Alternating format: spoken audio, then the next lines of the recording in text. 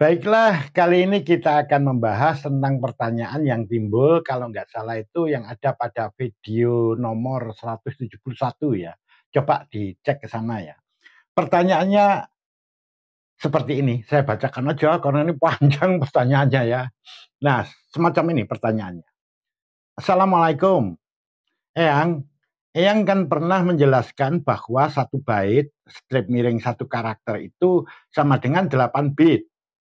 Nah, kata Eyang saat menjelaskan itu, kan di motherboard jalur penghubung atau busnya itu kan banyak, bahkan ratusan. Nah, saat menjelaskannya cuma diambil 8, dan itu yang katanya awal mula rumus satu bait sama dengan 8 bit. Nah, pertanyaannya, kan jalurnya tadi itu ratusan. Kalau yang diambil cuma 8, sisanya itu bagaimana? Apakah termasuk bit juga? Apalagi kan sekarang ada istilah komputer 64 bit. Nah, itu maksudnya seperti apa ya? Apakah jumlah jalurnya ada 64 bit atau bisa mengirimkan 8 karakter dalam 1 detik? Mohon dijawab, Eyang. Terima kasih. Nah, baiklah ya.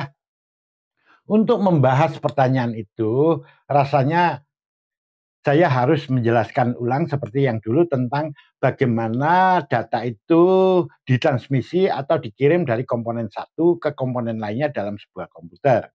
Dalam kaitan ini dalam motherboard ya. Jadi ini contoh motherboard tipe sekarang yang menggunakan single chipset ini yang dikenal dengan PCH. Ini motherboard yang berbasis pada prosesor Intel.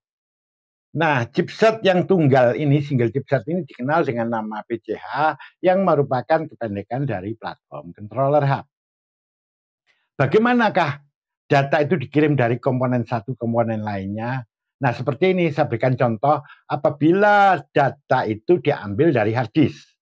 Nah, ini adalah konektor hard disk. Ini konektor SATA ya. Dari hard disk tadi nanti akan dikirimkan ke konektor ini, selanjutnya dikirim ke motherboard dan ke PCH ini, ke chipset ini. Data yang sudah diterima oleh chipset ini akan dikirimkan ke memori controller yang ada di dalam prosesor. Kemudian data tadi disimpan pada memori utama yang orang lain itu mengenal dengan nama RAM ya, orang umum mengenalnya RAM kayak begini nih. Ini saya lepas nih RAM-nya ya, harusnya tancap di sini. Apabila data tadi mau diolah, maka data yang ada pada memori utama tadi, pada RAM tadi, dikirim balik ke memori controller yang ada pada prosesor itu. Dari memori controller ini akan dikirim ke core prosesor yang bertugas mengolah data tadi. Hasilnya dikirim balik ke memori controller yang ada di prosesor itu. Kemudian disimpan pada memori utama, dikirim ke memori utama. Kalau mau ditampilkan ke layar monitor, data yang sudah tersimpan di memori utama tadi akan dibalikkan ke memori controller yang ada di prosesor itu. Kemudian data itu akan dikirim ke kartu grafis. Ya, graphic card, orang umum menyebutnya VGA card itu. Kalau dia pakai VGA card eksternal ya, dikirim ke situ barulah dikirim ke monitor. Kalau ternyata prosesor grafisnya itu, GPU-nya itu sudah ada di dalam prosesor, ya sudah dia dikirim ke GPU yang ada dalam prosesor. Kemudian nanti akan diteruskan ke monitor, dikirimkan ke sana. Nah, itu tadi sekilas bagaimanakah data ditransmisikan atau dikirim dari komponen satu komponen lainnya. Jadi jelas di sini antara komponen ini pasti ada jalur-jalur yang menghubungkan. Misalnya dari chipset menuju ke prosesor, itu ada jalur-jalur yang menghubungkan. Jalurnya itu tidak hanya satu kabel ya, kabelnya yang berupa garis-garis pada motherboard itu. Enggak banyak itu, sampai ratusan ya, puluhan sampai ratusan, enggak begitu. Begitu juga antara prosesor dengan memori utama atau RAM itu nanti. Di situ ada jalur-jalur yang jumlahnya banyak. Nah, jalur-jalur yang menghubungkan antara komponen satu dengan komponen lainnya ini dikenal dengan nama bus. atau bus system. Kalau di Indonesia kan sistem bus. Nah, ini kita bahas itu ya. Nah, ini bus atau sistem bus tadi itu jadi yang jalur-jalur yang menghubungkan antar komponen tadi itu sebetulnya terdiri dari banyak kabel. Nah, kabel-kabel itu bisa dikelompokkan menjadi 3 kelompok. Jadi dalam bus sistem ini atau sistem bus itu ada 3 kelompok saluran nanti. Nah, kelompok itu antara lain di sini ada yang dikenal nanti bus data atau data bus ya kalau dalam bahasa Inggrisnya. Kelompok ini yang disebut data bus, kemudian ada address bus dan control bus. Nah, kita bahas dulu yang bus data. Ingat, jadi dalam satu bus tadi itu ada 3 kelompok ini. Yang nanti ini akan bekerja secara bersamaan. Kita bahas dulu tentang bus data. Nah, bus data ini adalah saluran yang khusus untuk tempat atau lintasan mengirimkan data. Pada awalnya, jumlah saluran yang ada bus data itu cuma ada 8 saluran. Yang dikenal dengan nama 8 bit ya. Setiap saluran itu 1 bit begitu ya. Silakan Anda cek lagi, membaca, mendengarkan penjelasan pada video-video sebelumnya, video yang lalu. Nah, itu saluran untuk jalan data itu hanya ada 8. Dan ini yang akhirnya dikenal dengan nama komputer 8 bit. Artinya komputer 8 bit itu komputer yang bus datanya itu hanya terdiri dari 8 saluran saja. Di mana untuk mengirimkan data, satu karakter ya, misalnya huruf-huruf A itu dibutuhkan 8 saluran ini. Jadi 8 saluran ini hanya bisa mengirimkan 1 karakter atau 1 byte data untuk 8 saluran ini. Nah, kemudian pada perkembangan berikutnya komputer itu diperbaiki. Kali ini dia untuk bus datanya ini tidak hanya terdiri dari 8 saluran, tapi 16 saluran. Dengan demikian, untuk satu siklus pengiriman data secara berbarengan ada 2 karakter atau 2 byte data yang bisa dikirim dalam satu siklus. Karena untuk satu data atau 1 byte data, 1 karakter itu kan 8. Kalau 16 kan ada 2. Jadi di sini ada 2. Di sini tidak saya gambarkan ya yang 16 bit ini karena nanti memakan tempat yang lebih besar. Oke. Kemudian berkembang lagi, ditingkatkan menjadi saluran khusus untuk jalannya data, lintasan data itu sebanyak 32 saluran. Ya. Jadi kalau saya gambarkan seperti ini nih salurannya nih. Nah, karena dia ada 32 saluran, otomatis untuk setiap 8 saluran itu bisa mengirimkan 1 byte data atau 1 karakter. Kalau 32 kan bisa 4. Jadi ada 4 data, 4 karakter dikirim secara bersamaan dalam satu siklus pengiriman data. Komputer yang memiliki jumlah saluran sebanyak 32 ini dikenal dengan nama komputer 32 bit. Nah, sekarang komputer yang kita pakai sekarang ini sudah didesain memiliki 64 saluran. Jadi ada 64 bit, sehingga dalam satu siklus pengiriman data ada 8 bit atau 8 karakter dalam satu siklus pengiriman data. Komputer semacam ini yang dikenal dengan nama komputer 64 bit. Nah, otomatis ya, yang salurannya lebih banyak, maka dia mampu mengirimkan data dalam satu siklus itu jumlahnya lebih banyak, otomatis dia lebih cepat. Nanti seperti itu. Nah, coba kita perhatikan di sini. Ini jalan datanya hanya 8 saluran atau 8 bit, dikatakan sempit. Kalau nanti ada 16, dia agak lebar. Kalau di sini 32 bit atau 32 saluran, maka dia lebih lebar lagi. Kalau yang 64 sangat lebar. Nah, istilah banyaknya bit atau banyak saluran ini dalam bus data ini yang dikenal dengan lebar bus. Dalam kaitan ini lebar bus data. Karena ini kan tampak ya semakin lebar, ini semakin menyempit ke sini kayak gitu. Di mana dalam bahasa Inggrisnya itu dikenal dengan istilah bus width. Jadi 8 bit, 32 bit, 64 bit, atau tadi itu ada yang 16 bit, itu dikenal dengan nama lebar bus data atau bus bit.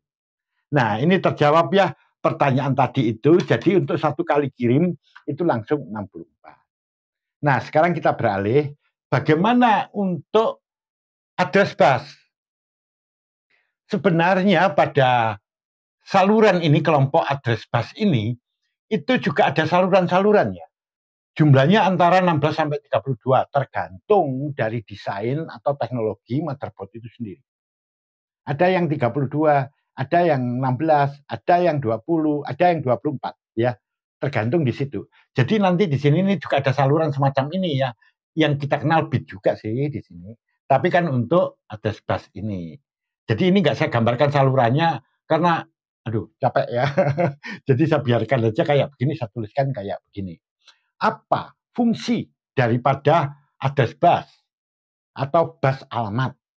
Nah, perlu diketahui data-data tadi yang dikirimkan dari komponen ke komponen lainnya, contohnya di sini nanti, setelah dari memory controller kemudian disimpan ke memori utama, jadi contohnya memori utama itu semacam ini ya, kan akan dikirim ke chip-chip ini. Patut diketahui di chip-chip ini, jadi chip yang ada di memori ya, itu terdiri dari sel-sel memori. Dari dalam satu chip ini, sekarang ini, bisa terdapat miliaran sel memori di dalamnya. Di mana nanti setiap satu selnya itu mampu menyimpan satu bit data. Nah, ketika data tadi itu dikirim ya dari hard disk diambil, kemudian akhirnya prinsipnya dikirim ke memori utama. Data itu nanti akan disimpan di memori utama itu di bagian mana? Di sel memori mana? Nah, di situ nanti sudah secara otomatis komputer itu akan memberikan perintah. Jadi simpanlah di sel memori nomor sekian sampai nomor sekian. Nah, tentang informasi di mana data tadi itu nanti akan disimpan pada memori utama, nah itu informasinya lewat address bus ini. Agar tidak tercampur di sini. Kalau ini adalah datanya, di sini adalah data tentang alamat di mana data tadi nanti akan disimpan. Jadi dia akan melewati jalur tersendiri. Informasi itu lewat address bus atau jalur alamat. Nah, kemudian untuk bus control bus, ya. Nah, ini sama, dia juga terdiri dari saluran-saluran ini. Salurannya itu ada sebanyak 4 hingga 10 saluran ya, tergantung desain atau apa modernnya, teknologinya dari motherboard itu sendiri nanti. Tentu menyesuaikan dengan prosesornya. Nah, apa fungsi dari bus control? Disinilah instruksi-instruksi nanti diangkut. Misalnya ya, data yang lewat tadi itu mau diapain? Oh, mau disimpan. Disimpan kemana? Ke memori utama. Nah, perintah untuk nyimpan, simpanlah dia. Itu nanti instruksinya melalui ini. Atau mungkin komputer akan memberikan perintah semacam ini. Ambil data di memori utama. Yaitu data yang pada alamat sekian sampai sekian. Nah, nanti alamatnya melalui ini, dan perintah untuk mengambil, membaca, itu lewat sini perintahnya. Termasuk nanti data yang sudah diambil itu mau diapakan. Ya. Misalnya mau diperkalikan, dikurangi, atau dihapus, atau diapa. Nah, semua instruksi-instruksi itu melalui control bus ini.